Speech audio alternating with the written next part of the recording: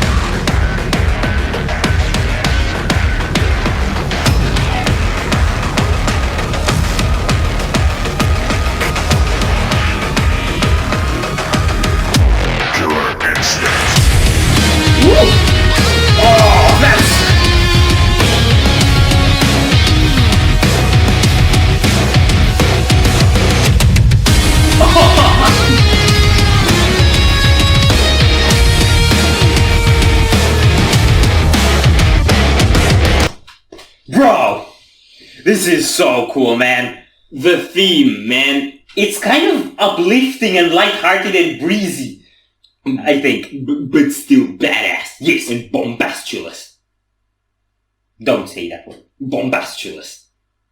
He said that word. Bombastulous. Okay, so yeah, the lead theme is really, really cool. It's really catchy, it's really hooky, and it's got this vibe. It's the undertone with the bass and the pacing is kind of confrontational because it's like Killer Instinct, which I'm guessing is a fighting game. Yeah, and it has this ominous like tone, like menacing, like there's something coming at you. Yeah, but on top, the whole atmosphere and the lead guitar, which is kind of uplifting, has this kind of let's just play vibe. You know? That's so cool. Yeah, and the build-up was really cool. I think dynamically, this one is closest to Doom from the Killer Instinct stuff we've done, especially with a slow build-up and the occasional trolling. Yeah, we're definitely hearing Mick's patterns going a lot into this. Yeah, and the kind of drum transition that comes in the middle of the guitar theme and makes it silent for a bit is just super infectious. Yeah. So I'm loving this, and I want to hear the rest of it.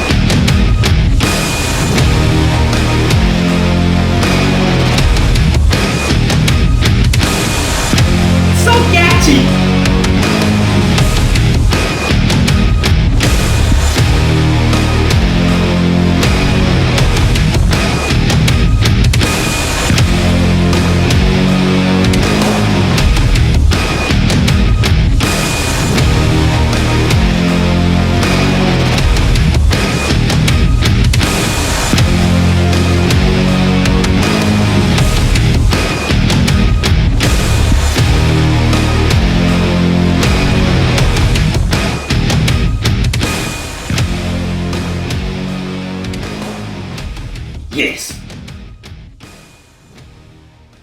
Not the biggest fan of the fade out, as usual, but yeah, yes.